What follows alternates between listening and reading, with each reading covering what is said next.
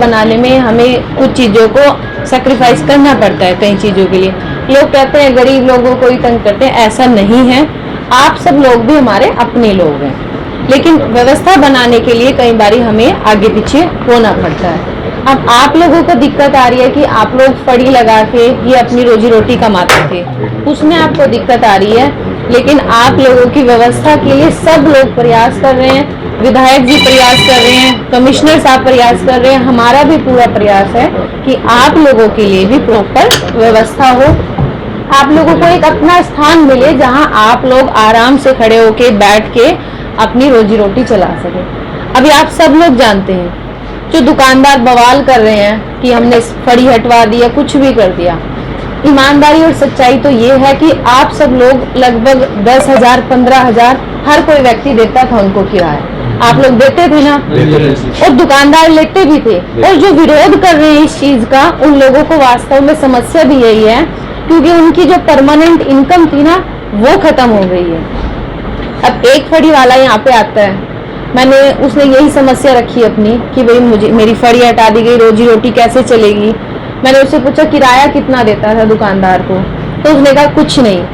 फिर मैंने आराम से पूछा कि आप ईमानदारी से बताओ किराया कितना देते थे। उसने कहा कि मैं 15,000 रुपये किराया देता था।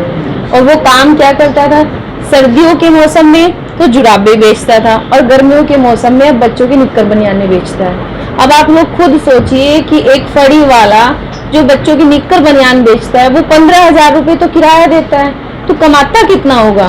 मान लो अगर वो 20,000 रुपये महीने के कमाता है तो 5,000 अपने घर लेके जाता है, 15,000 तो दुकानदार को देके जाता है। तो आप लोगों की उस समस्या को भी खत्म कर रहे हैं और आप लोगों को अपनी जगह दे रहे हैं जहां आप लोग किसी को इतना ज्यादा किराया ना आपको देना पड़े। जो रेलवे रोड अपना ये इंसार बाजार है उसके नीचे ही, पुल के नीचे, बाजार के सामने ही, ऐसा नहीं है कि बहुत दूर, ताकि आप लोगों को भी समस्या ना हो। देखो जो बाजार में आएगा वो आपके पास भी आएगा, इसीलिए आप लोगों के लिए बाजार के सामने वाले कट के वहां से एंट्री का भी प्रावधान करेंगे कि वहां से एंट्री हो और आप लोगों को वहां पे प्रॉपर जगह दी जाएगी। आप लोगों के लिए ही वहां पे आज मार्किंग भी हो रही है, सभी के प्रयासों से, जैसे मैंने कहा विधायक जी के, कमिश्नर साहब के, सभी के प्रयासों से वहां पे आज मार्किंग भी हो रही है, ब्लॉक बना रहे हैं 5x5 के, 5x7 के, जैसी भी व्यवस्था बनेगी आपको एक प्रॉपर ब्लॉक बना के देंगे।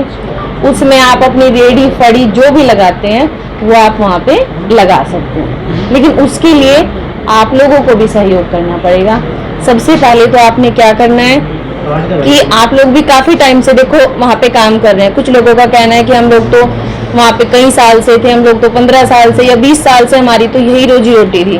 तो आप लोगों ने सबने क्या करना है, अपना एक आधार कार्ड, एक आपकी फैमिली आईडी या अपना वोटर कार्ड जो भी है आपका, एक आधार कार्ड, ताकि हमें भी पता रहे कि ये हमारे अपने लोग हैं। निगम कल आपको कोई दिक्कत आए तो निगम को भी पता रहे भाई ये हमारे अपने लोग हैं।